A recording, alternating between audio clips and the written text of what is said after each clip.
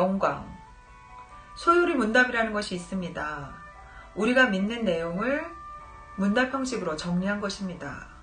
소요리 문답의 첫 번째 항목은 사람의 제일된 목적이 무엇입니까? 사람의 제일된 목적은 하나님을 영화롭게 하고 그분을 영원히 즐거워하는 것입니다.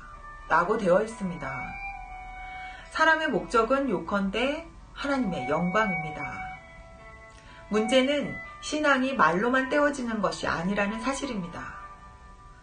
실제로 그런 삶을 살아야 합니다. 예수를 믿는 사람치고 하나님의 영광에 관심이 없는 사람은 없습니다. 그런데 하나님의 영광을 위하여 구체적으로 무엇을 하고 있느냐는 질문에는 딱히 할 말이 없습니다. 식당에서 물은 셀프입니다 라는 문구를 본 적이 있을 것입니다. 어쩌면 우리도 비슷한 문구를 붙여야 하지 않을까 싶습니다. 하나님의 영광은 셀프입니다 라고요. 우리는 하나님의 영광을 우리 인생의 목표로 삼지 않습니다. 우리가 말하는 하나님의 영광은 암송된 교리에 불과합니다. 식당에서 손님이 직접 물을 챙기는 것처럼 하나님도 하나님의 영광을 직접 챙기셔야 합니다. 우리가 하는 일이 마침 하나님이 좋아하시는 일이면 다행인데 그렇지 않으면 별 수 없습니다. 오래전의 일입니다. 겨울철이었는데 노방전도를 하는 청년들을 보았습니다. 기타 반주에 맞춰서 찬양하며 전더지를 나눠주는 모습이 상당히 대견해 보였습니다. 한 청년에게 물었습니다. 추운데 힘들지 않아요? 괜찮습니다. 마음의 기쁨이 있으니 즐겁습니다. 라고 대답했는데 표정이 참 밝았습니다.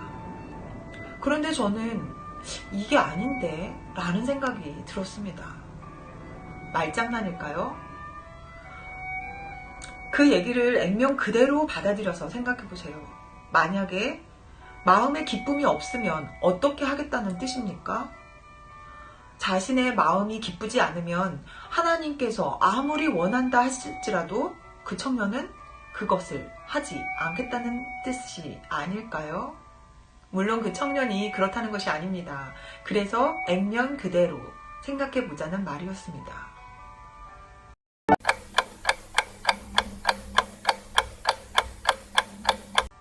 성경은 우리를 십자가 군병이라고 합니다. 혹은 하나님의 종이라고도 하고 목자가 이끄는 양이라고도 하며 토기장이가 빚은 그릇이라고도 하고 그리스도의 신부라고도 말합니다. 이 모두에게는 공통점이 있습니다. 바로 자기 의사를 스스로 결정하지 않는다는 사실입니다. 자기가 무엇을 하고 싶은지 전혀 고려의 대상이 아닙니다. 순종이 최고의 덕목입니다. 정말로 하나님의 영광에 관심이 있는 사람은 자기 취향을 내세우지 않습니다. 하나님의 계획이 자기 계획이고 하나님의 소원이 자기의 소원이 됩니다. 부교육자 시절의 일입니다. 예배 중에 특별한 사실을 깨닫게 됐습니다. 찬양대의 찬양곡이 항상 마지막 부분이 올라가면서 끝난다는 사실이었습니다. 왜 그랬을까요? 지휘자가 그런 곡 위주로 선곡을 했다는 뜻입니다. 이유는 쉽게 짐작이 됩니다. 높은 음으로 끝나야 회중들이 더 크게 아멘으로 화답하기 때문입니다. 찬양을 마쳤을 때 아멘 소리가 크게 나면 좋은데 작게 나면 서운할 수 있습니다. 그러나 대체 누구를 위한 찬양입니까? 하나님을 위한 찬양입니까? 지휘자를 위한 찬양입니까? 명심해야 합니다. 우리는 죄인입니다. 우리의 보편적인 정서가 죄에 오염되어 있습니다. 이 얘기는 상당히 심각합니다. 물과 성령으로 거듭난 생각이 아닌 우리 속에서 자연스럽게 나오는 생각은 하나님 보시기에 혐오스럽다는 뜻이기 때문입니다. 예컨대 누구나 다 그런 생각을 하지는 않느냐, 그런 경우에는 별 수 없지 않느냐, 같은 마음으론 절대 하나님의 영광을 추구할 수 없습니다.